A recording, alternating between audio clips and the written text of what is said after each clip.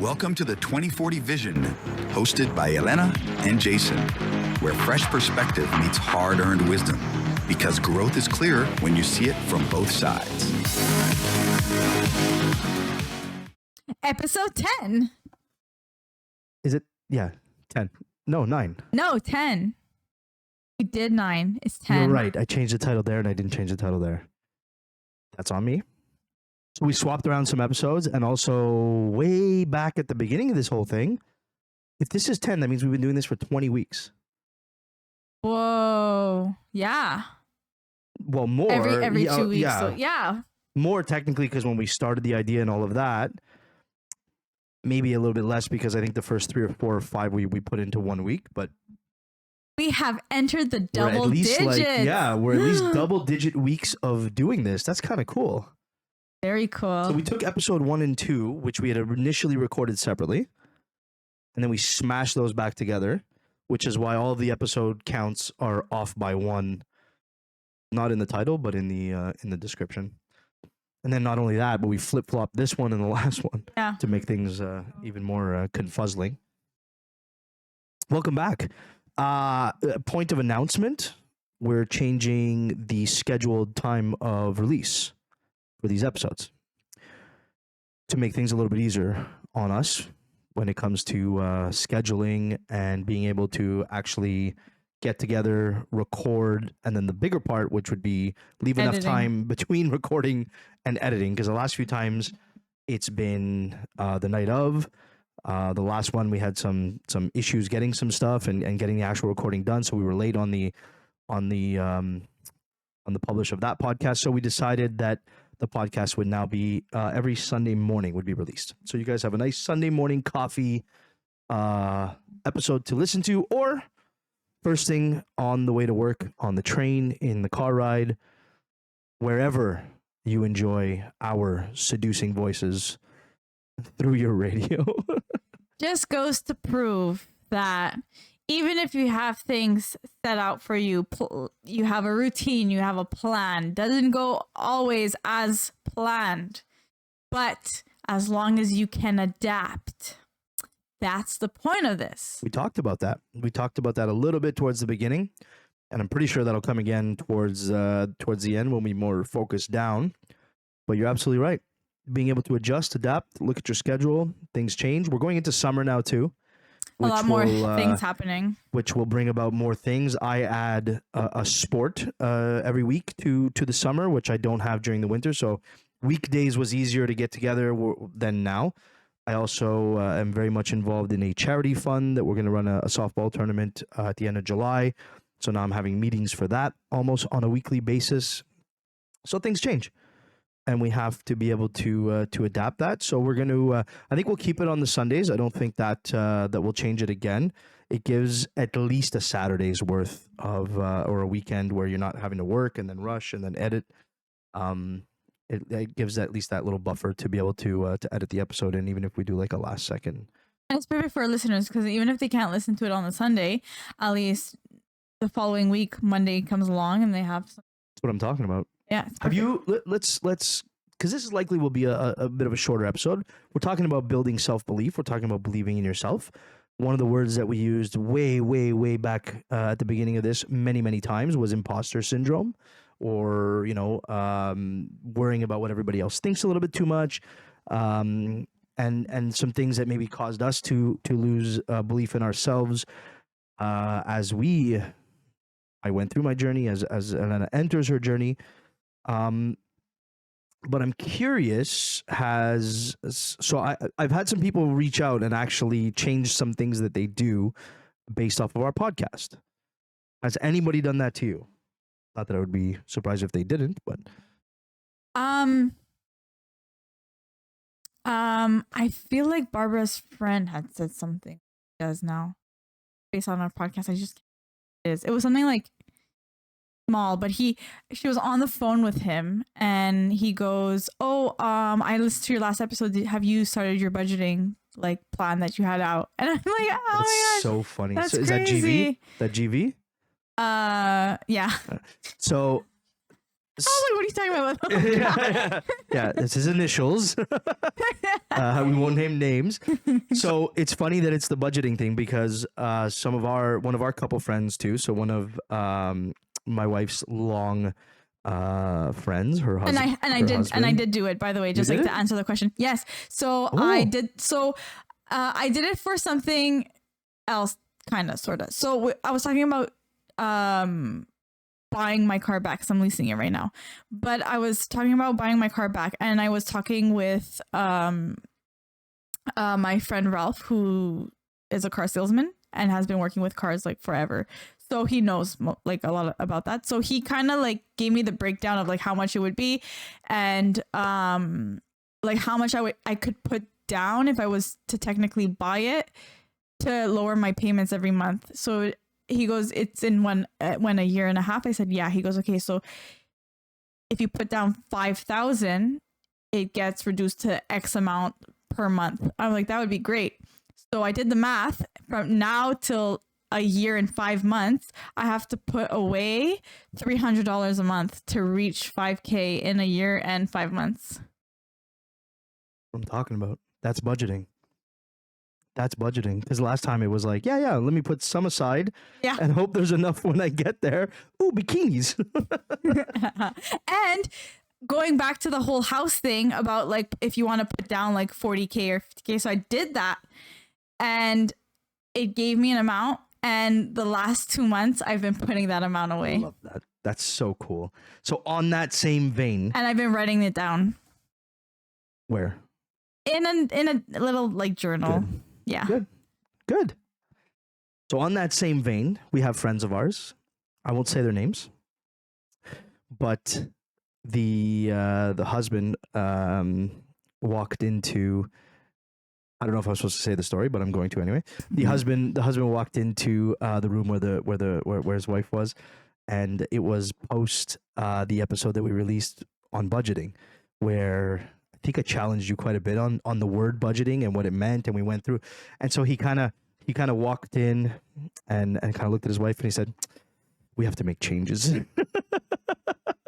I love that. And she listens to us on the way to work, so I know she's going to know exactly who she is, and we love you. And I love that it's doing that thing. It's influencing people, even just a little bit. And we're not perfect. And these people know us in like, we show up, we go to their house and then they know us like regular live people, not just the people that talk about it behind a microphone. So they know that we're not perfect and it's not a flawless system. And there's a lot of learning and stuff, but it's really cool to hear that there's people that absolutely love listening to us. I've heard the words easy listening and enjoyable for when they go to work.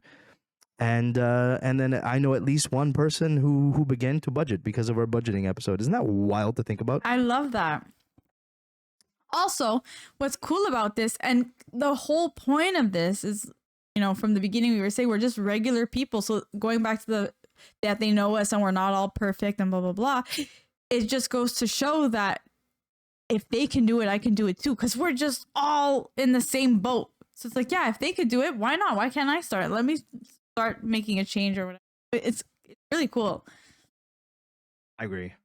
I also have to call myself out when now we did say that throughout the recording of this podcast, our views on things might change and the way we see things might change. So I have to call myself out for being a liar. Oh. I have a confession. Oh. I said I would never buy brand new again when it came to cars. Oh, yes, true. Until we were faced with a situationship. So we had a problem with our family vehicle, which turned out to, for starters, I had to rent a car for a week while my car was being looked at. It had a evap issue and that stuff, but once all that was said and done, the car cost us like $400 to rent for the week. It cost me $500 to fix the car, only to find out. So now that's $1,000 out of the emergency fund. When we talk budgeting for all you people, it's $1,000 out of the emergency fund gone. We got a little creative. Not all of it went from the emergency fund. But when we found out at the end of that it didn't fix all of the car's issues and that the final issue that required being fixed was a $5,000 transmission on a car that already cost us gas budget. Our gas budget was about $500 a month. So we were kind of now spinning and rotating, but we had to make a decision very quickly as well, because I didn't want to rent a car for that much longer because I was just hemorrhaging money when it came to that. That wasn't part of the plan. We had some money put aside for car repairs, but we only started this 7 months ago. So we don't have $5,000 put aside for car repairs. We would have had to take in the money we would have to empty the emergency fund. We would have had to empty the kids saving fund that we have put aside, and or the entirety of our lump sum. And if anybody wants to learn on exactly how I do that, let me know. We'll put out to maybe a document or a readme or something on exactly what we do. But I have a fund for all the things that are like payments once a year, and we put in every month. We save, like we were saying, you divide it by the amount of time you need to pay it in, and you put that aside every month. So when that payment comes up, we pay it out of that fund. So that fund accumulates 1,000, 2,000, 3,000, 4,000, 5,000. But it's designated, it's earmarked for all of the things that come once a year, twice a year: school, registration, license, all that stuff. We would have had to kind of empty that and start that back at zero, which wasn't necessarily the option, but it could have been an option. But then we would have still been paying $500 a month in gas. So we went to start looking at the used market to buy used cars. If anybody's done that recently, that's a fortune. Used cars are wild. That's why I started. That's why I leased a brand new car, because at the time too, all my friends were pretty much in the car businesses, and all of them told me, they're like, if you're gonna get a used, it's the exact amount.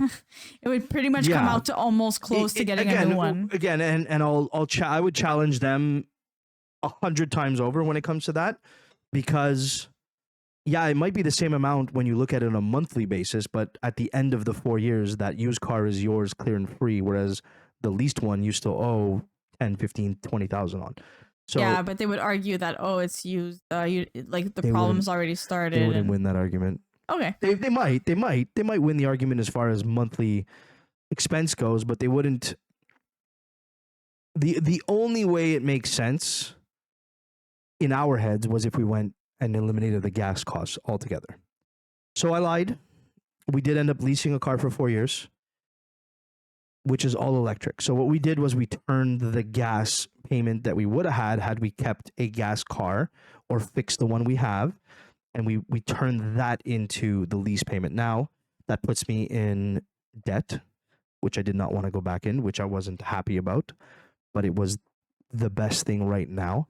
And we will reevaluate in 4 years. It means that for the next 4 years, I won't have another surprise pop up as far as the car side goes. Now, if I lose my job, I'm even worse off. If any one of us loses our job, we're even worse off, because we don't own the vehicle. We can't sell it off as an asset.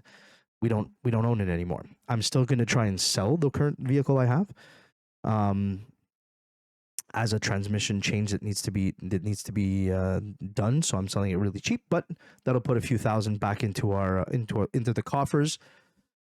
But we did go get an electric. We were told, and all the research says, when it comes to electric new, you do not buy electric cars. The advancement in technology is way too quick right now. They don't retain their value anywhere near. A new gas car is bad. It's like you lose 25%. A new electric car, you lose somewhere like 40 to 50% of the value the second you drive it off the lot. Just because in 5 years, there'll be so much advancement on the battery technology and all the interior technologies and all of that stuff that nobody will want to pay for your model, because you're missing all of the bells and whistles that the other ones don't have. Whereas, for example, the gas cars, well, really the only improvements you can make to them over the years is like what the technology is on the inside. And my 2015 had a screen. You saw it. It's a screen. It had the sunroof. It had literally had anything that you could possibly. The only thing it doesn't have is the self-driving stuff, which some people like, some people don't like. But that being said, and I digress, I will call myself out on it. So that changed. We did have to make a hopefully a bit of a gamble for the next 4 years. But again, it didn't change our monthly budget for now. The only difference will be, the example I said was, in 4 years from now, we're not buying this car back because the value of the car will be lower than what we can buy it back for. So we'll be giving it back. And at that point, we'll have to make a decision.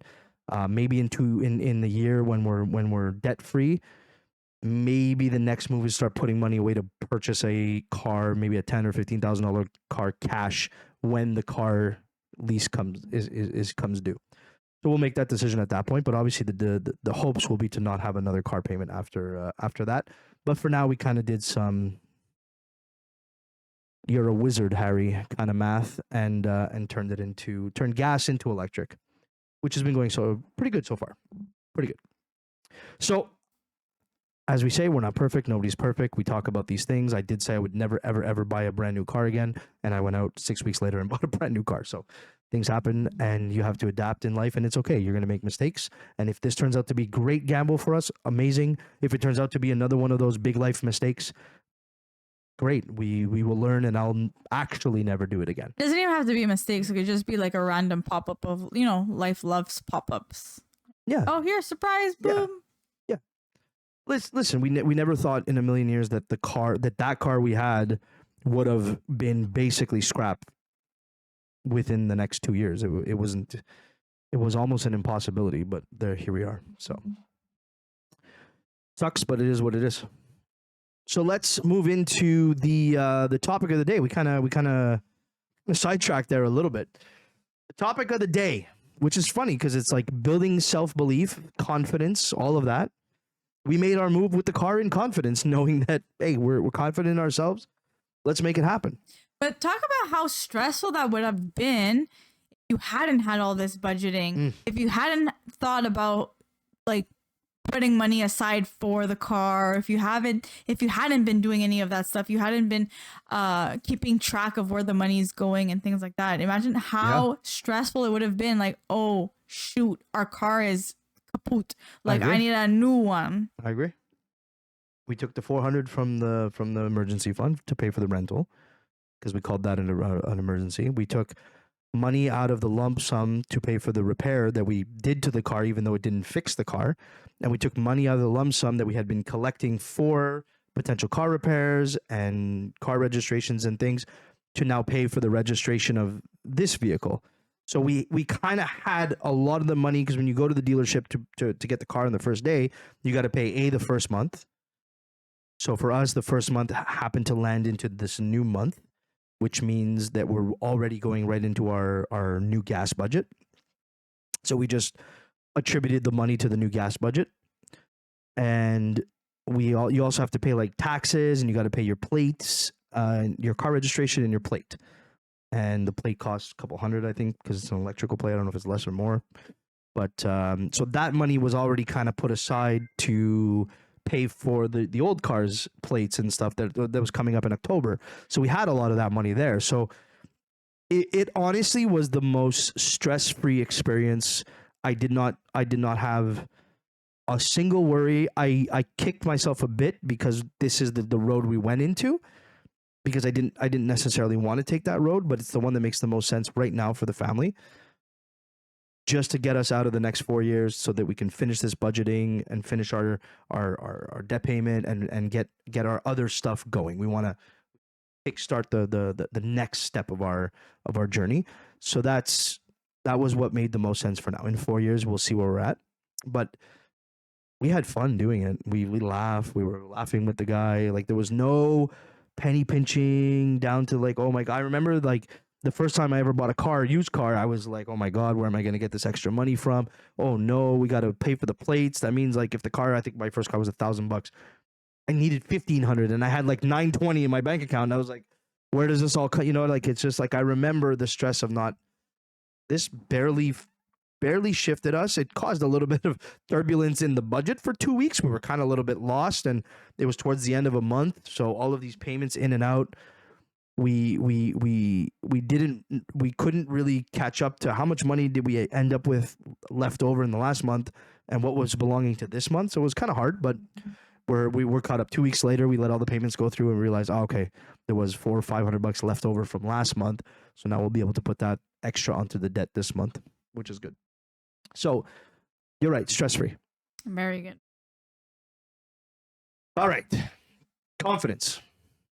Helps with being stress-free is being confident. Faking it fighting imposter syndrome, social comparisons. I feel like that's probably something that you guys go through a little bit more in the 20s than in the 40s, the social comparisons. But yeah, definitely. You said social comparisons, and right away my face was like, yeah. do you still find yourself doing that? Yeah. I mean, less than I did starting this, because I don't know if it's me getting older and more mature, or realizing that we're all living life for the time easier on ourselves.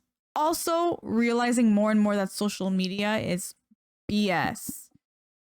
Like, I need to stop like comparing myself to people that I see on social media, because all of it is just garbage. Angles. Yes. It's all angles. So Mine is like here something. like one time, I remember one time I was working a shift with my friend, and she's really into budgeting. So maybe she's into budgeting, not knowing what budgeting is. Like, it might be one of those things where I'm putting aside, but I don't really have a reason for whatever. So kind of like where I was last episode or 2 episodes ago. But I was telling her, I'm like, I don't understand how all these people have like all this designer living here, had that car, all this stuff. And she told me, she's like, girl, I don't think a lot of these people have savings.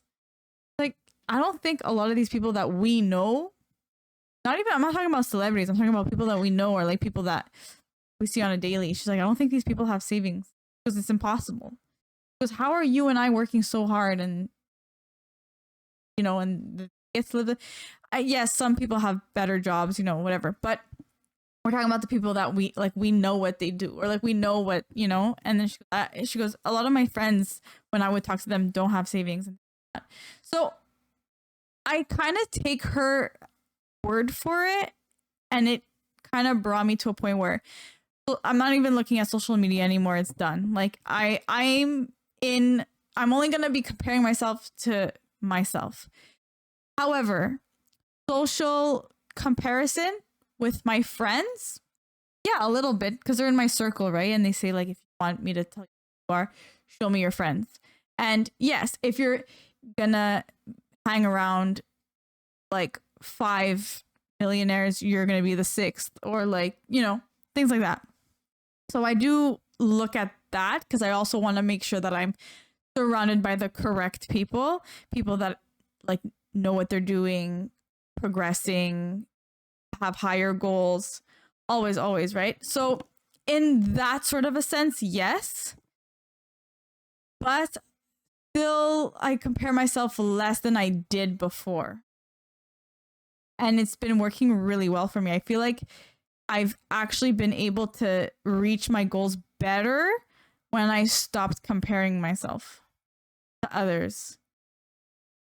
And like, I've just internalized everything, and I just feel like I'm really progressing like on my own, and my goals are actually being met for once. So you were kind of, with the friends, you were comparing, but almost using it as like a self-measuring stick versus comparing yourself to. Yeah.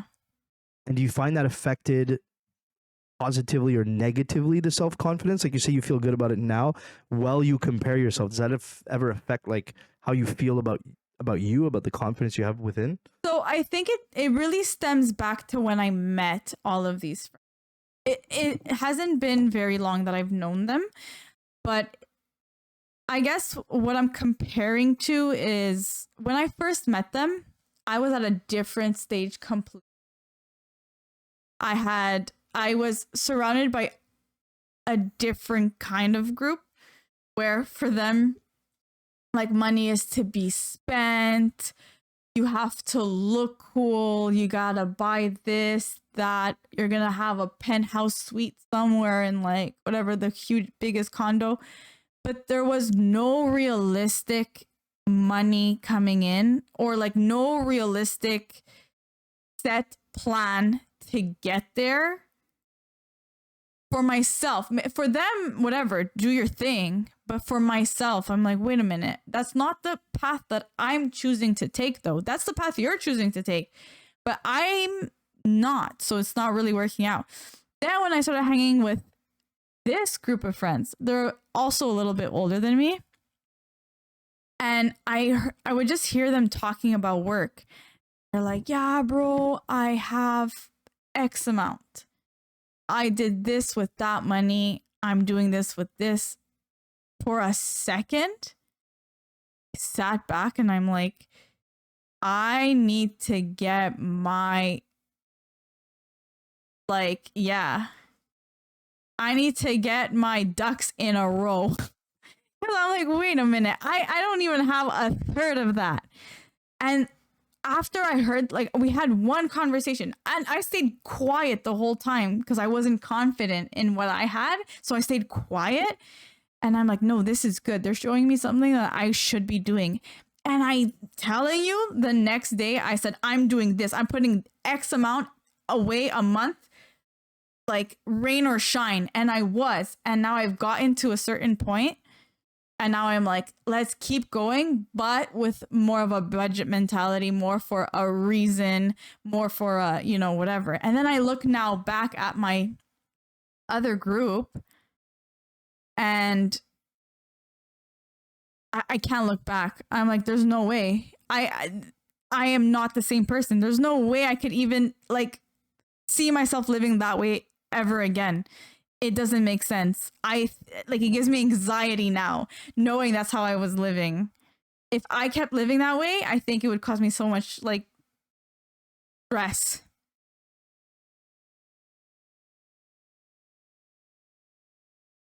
It's crazy how far we can let ourselves sink. Because I'm sure you were also doing things kind of to counteract that feeling at one point. Like maybe you spent a little bit more on a night out just to be like, try and elevate yourself, or we do things that will actually hinder us even further just in the name of this self-confidence versus what other people see. It's not even, it's like, I don't feel confident because I think they see me as lesser, so I got to build myself up. I was very much like that in my 20s as well. I think now for me, it's more, I think maybe now, like, if I think of like the last time my self-confidence was hit, it would have been the string of career bad luck, which also caused, like, you know, my financial state and things like that to be delayed. But I don't find it as I don't see it anymore as something that held me back. I think it just helped me get to where I am today. But I got hired. I got pickpocketed from where I was to be hired to work in a retailer where I would be a sales manager of sorts, and that's how it was sold to me. And then when I got there, now thank God, because I met my wife. But when I got there, I was then like the assistant manager of a store, not the regional sales manager of 3 stores, which is what I was told I would be. They told me I had to start somewhere. So that kind of started the whole like, oh man, I thought I was here and now, you know, and then I come to realize that guy was probably one of the worst owners I've ever dealt with. It took 1 year and I was gone from that place. And then I went and I partnered with 4 or 5 people. Next biggest mistake of my life, where we started a tutoring company, and it turned out that only 2 or 3 of the people actually wanted to do any kind of work in this partnership, and we were making very poor decisions, and that fell apart. So then that's kind of like back to back. I'm like, oh boy. And then I ended up at this other job to where the guy had told me his goal was to retire and just let me run the business while he was retired. And then a year and a half in or 2 years in, he sold the business rather than just retiring. And the new people didn't find a need for some of the extra. I was an operations manager. I was a national operations manager. They had their own people that did that already. So they were like, well, we don't need all of these people managing in your company. We have our own managers. And then I was gone. So then I'm like, oh my God. So it's just like boom, boom, boom, boom. And then I went on to, you know, take a job with a startup. People I knew, which was a really fast, rapid growing startup. Unfortunately, it was too fast and they hired too many people too quick. And then they they let go of like 5 of the senior staff all at the same time because of some, I guess it's things that they decided to do for their investors and stuff. So that again knocked me down another peg. So I went through like a whole string of like, and then in the meantime, and you talk about comparing yourself, whatever, you see some of your peers are just growing and growing and growing. And at one point I was just like, okay, so where's the problem lying? Is it me? Is it, but every time I would come out of these jobs, I would find something else within a week or two. I didn't ever really go very, very long time without having a job. And I started to sit back and I had to stop and reevaluate what happened and go through each and every one of them and go, okay, here's what I could have done differently, because yes, there's things that I could have done differently. Here's what I could have done differently. And here's what I couldn't control. So let's take the learnings and move. And then let's take those learnings and move. And then let's take those learnings and move. So now I'm in a spot where I feel like, I don't want to say I'm invincible, because anybody can lose their job, but I feel like I have such a backpack of tools from having been through all of these situations. Things happen at the current job, and for me, it's like, yeah, I recognize this pattern. I've seen this before. Oh, I've seen this. That means there's some people that are going to be either let go or whatever. Oh, I've seen this kind of thing. Maybe there's a promotion coming. Oh, I see this. That means there's a change in air. And I'm more able to adapt and kind of flow with what's going on and keep myself kind of ahead of it. So that's kind of like that experience factor of like going through it. But at one point, for sure, I thought to myself, like, am I worthless? Do I not have anything to offer to any company? And they're just kind of like scrapping me, and nobody wants to tell me why. They're all giving me some other kind of excuse. So yeah, for me, that was my reality check moment that I was like, ugh, I kind of wish. And now, you see some people that I know, they're like 5 years younger than me, and they're in like senior management, VP, CEO positions. And I'm like, man, I probably lost a good 7 years of like career development because I kept just resetting to the same one spot. So hopefully this is the one. But I'm confident about it now, and that's kind of like the difference. Just building that confidence, understanding, and taking the losses as learning experience, and making sure that, yeah, you lose your job. Yeah, people don't come out the way they think they're going to come out at the end of something. You got to take that learning experience, move forward with it. And that's how I kind of build that thing. And also along the way, I try a lot of things and I fail at a lot of things. So failure isn't an unknown to me. We talked last time about the starting your side project. I mean, what did I know about this? I bought some things, and I was just telling Elena before, I was showing her like some of the figurines I bought. They were like $1 each, but I didn't even realize they were broken and stuff. And that's like, you can either say, oh man, you're no good at this, you're a failure, you can't flip things. Or you can be like, oh, next time you want to look a little bit closer and make sure the thing isn't broken before you actually buy it.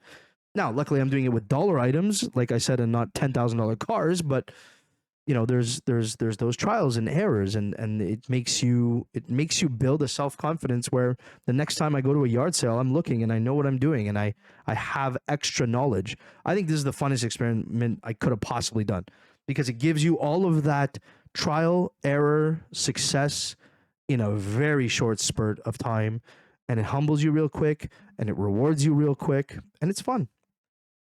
So doing little things like that won't, if you do all out fail, won't kill you. This is another way to kind of look at things and help build a little bit of self-confidence. Saying yes to challenges is another one. Do you have another life point where you kind of like got knocked down a real big peg and you had to pick yourself up?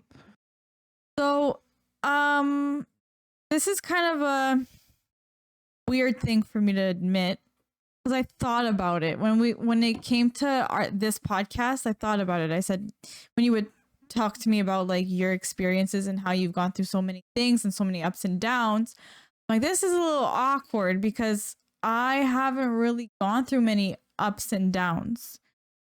I kind of just like, it's gradual for me.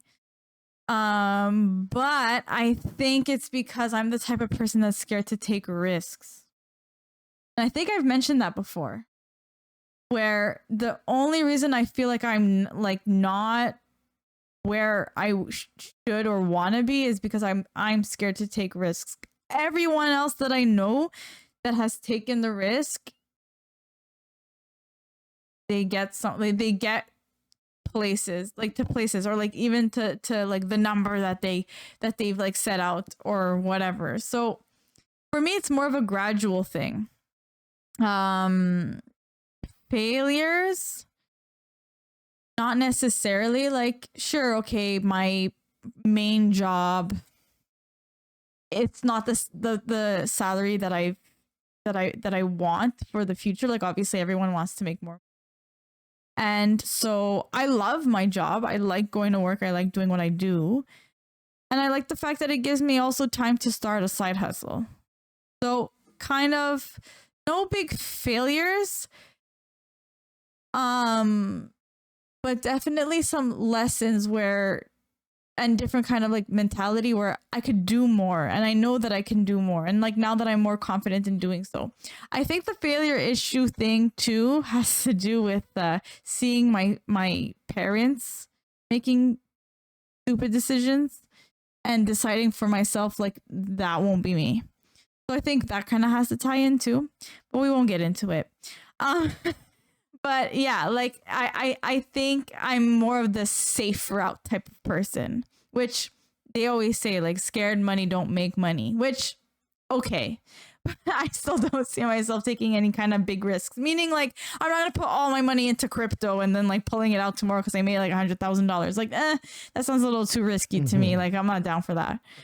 Crypto could also crash that exact night and fall. Scare money might not make no money, but I remember a story about the tortoise and the hare, and yeah, slow and steady wins the race.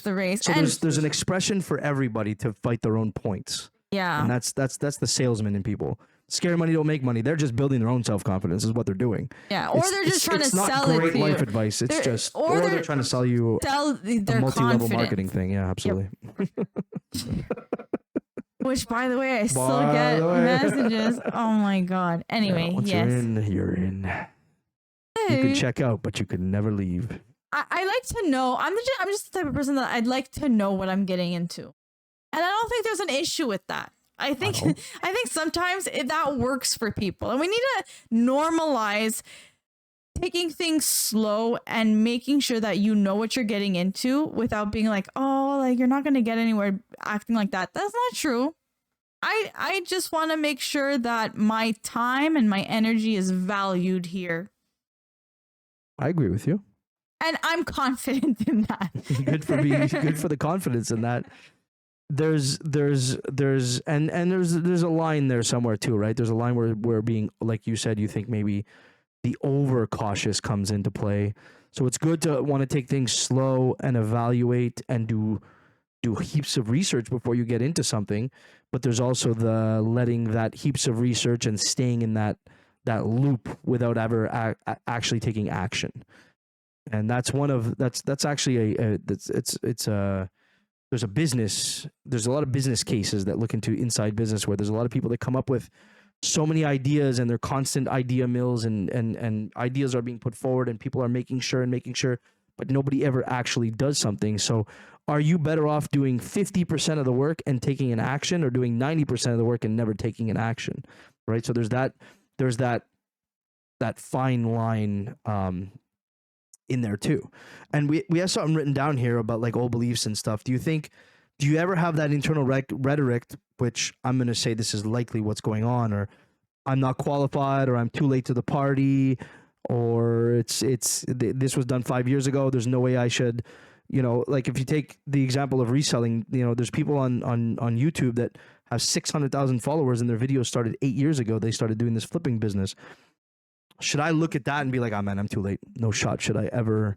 Right. So people kind of do that. Do you find yourself in that I'm not qualified, I'm too late kind of a little bit inner dialogue? But then again, like a little bit, but then there's that part of me that's like, no, I know I'd be great at this. Like, I know I'm super creative. I know that I can do something a creative field, like on the side or whatever. Like, I know I would be great, but then it's just, there's that inner sabotage voice that's like, I don't think you should do this, or, oh, I don't think you're the only one doing this, and I don't think you'll be super successful in doing it, which, yes, it does set me back But I also do.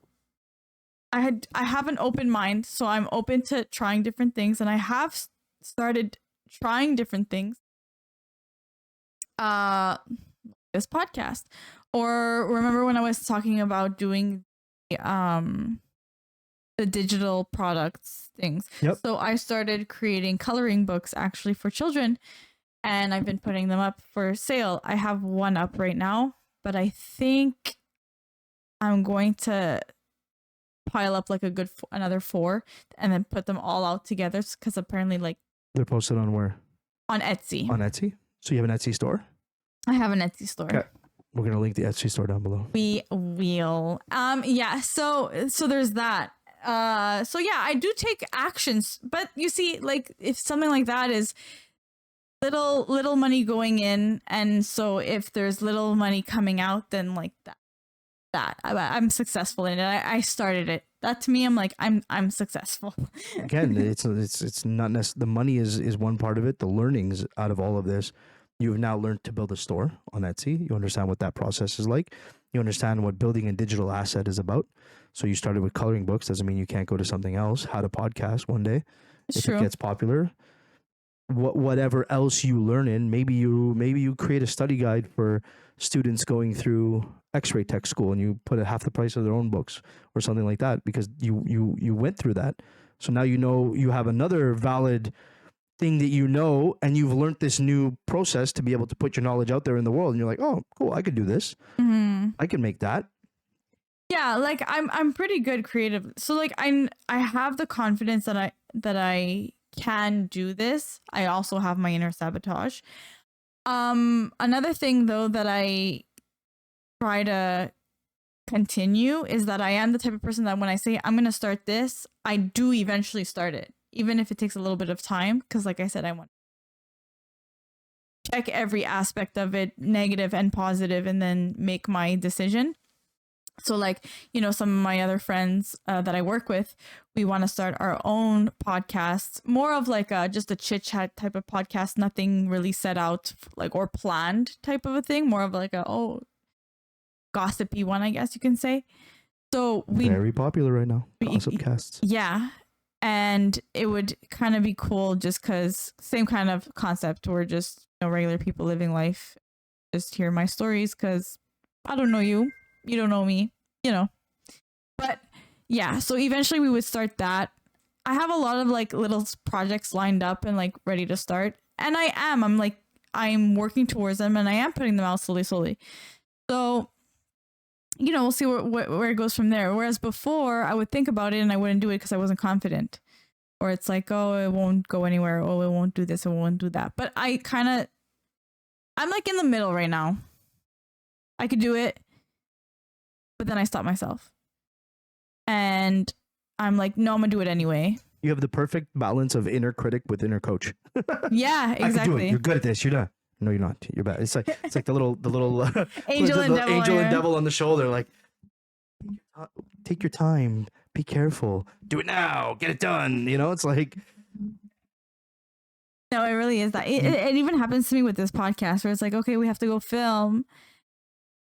And part of me is like, I'm so excited. Like, we're going to talk about a topic that we're both so passionate about. And then part of me is like, what's the point? Is it going to go anywhere anyway? That's it. That's the inner critic versus the inner critic versus the inner coach and the confidence. It's a daily struggle. It's a daily struggle. And we talked about it way back in at the beginning, but we'll move into like the kind of like tools and tips and stuff thing. But one of the obvious things you can do, we talked about fake it till you make it. And again, it was not the whole point of like go build a bridge because you want to build an architect and then kill 100 people because you built a bridge without being the architect. That's not what fake it till you make it means. Fake it till you make it means change slight little things about yourself if you struggle with confidence. Posture. Oh, smile at yourself in the mirror in the morning. Smiling in the mirror in the morning.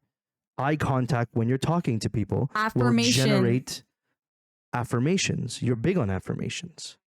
Eye contact when you're talking to people try this. If you always feel a lack of confidence in a particular scenario, and I'll give you the stupid office dudes one, you're having a meeting with your manager.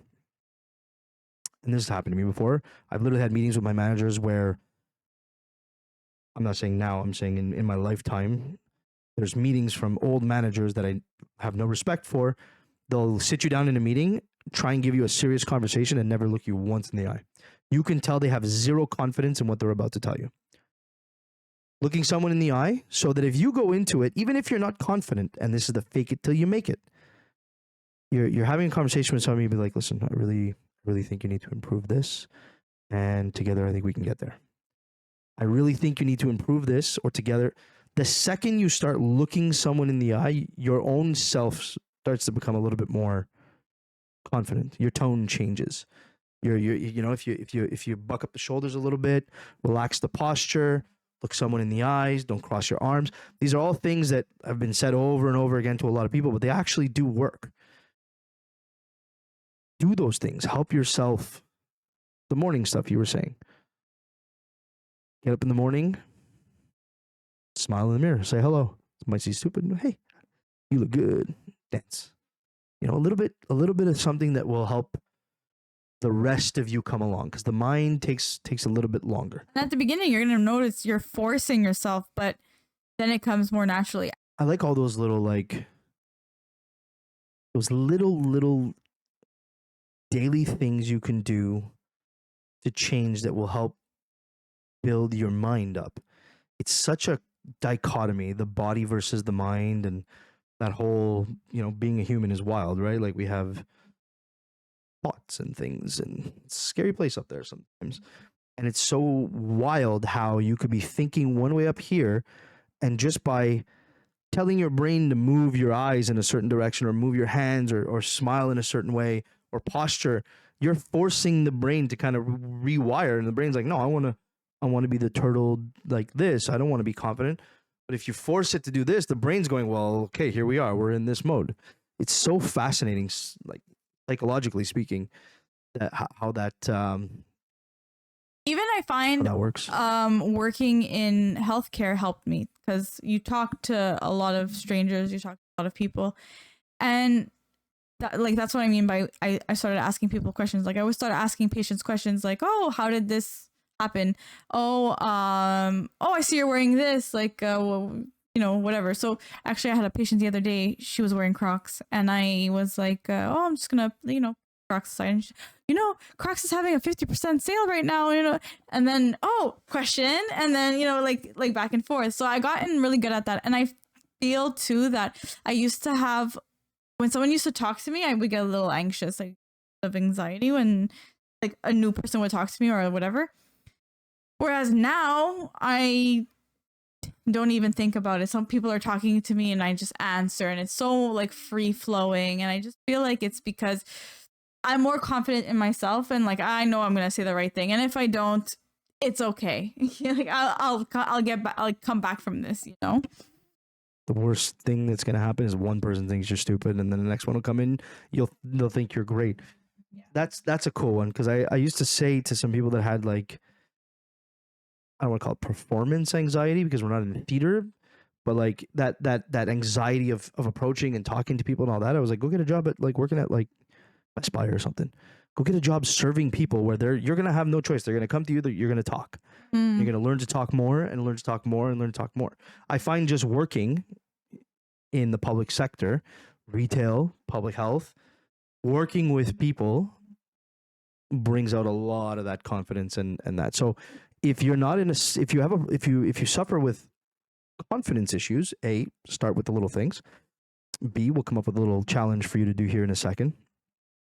But also, if you don't want to get a second job and work in that kind of thing, join a networking group.